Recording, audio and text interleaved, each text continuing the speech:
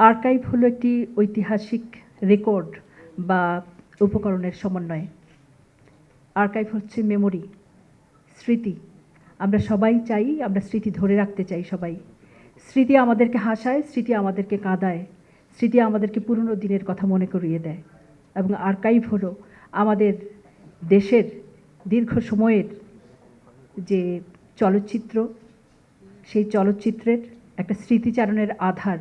যেসব চলচ্চিত্রের গান আমরা এখন পর্যন্ত শুনলে আমাদের মন উদাস হয়ে ওঠে, অর্থাৎ আমরা পুরনো স্মৃতিতে ফিরে যাই এবং আমাদের পূর্বসূরি যারা, তারা এখন যারা জীবিত আছেন, তারা পুরনো দিনে ফিরে যান।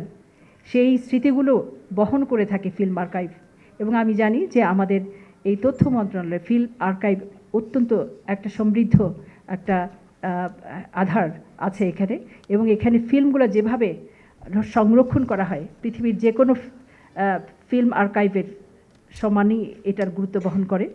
সকল রকম প্রযুক্তিগত সকল রকম বিষয় এখানে সব কিছু জেনেই এখানে করা হয়। আমরা হয়তো এই প্রজন্মে চলে যাব, আরেকটা প্রজন্ম আসবে এবং প্রজন্মের প্রজন্ম চলবে, কিন্তু এই আর্কাইভ আমাদের মনের কথা বলবে, আমাদের পুরনো দিনগুলোর কথা বলবে। সম্মানিত সুধীমণ্ডলী, বাংলাদেশ ফিল্ম আর্কাইভ 80 সালে Bangladesh international federation of film archives ফিয়াফের সদস্য হয়েছে। আমার সৌভাগ্য হয়েছিল এবছর, অর্থাৎ এই 25 সালে ফিয়াফের ইন্টারন্যাশনাল কংগ্রেসে যোগদান করা।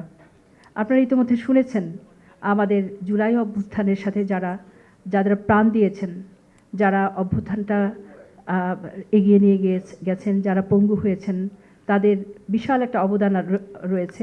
এবং আমরা কিছু কিছু এই দেশটাকে এই পর্যন্ত এগিয়ে নিয়ে যেতে এবং তাদের যে বিভিন্ন ফুটেজ নিয়ে তাদের সব কিছু ধারণ করে আমরা ছোট্ট 6 মিনিটের একটা ডকুমেন্টারি আমরা প্রদর্শন করেছিলাম।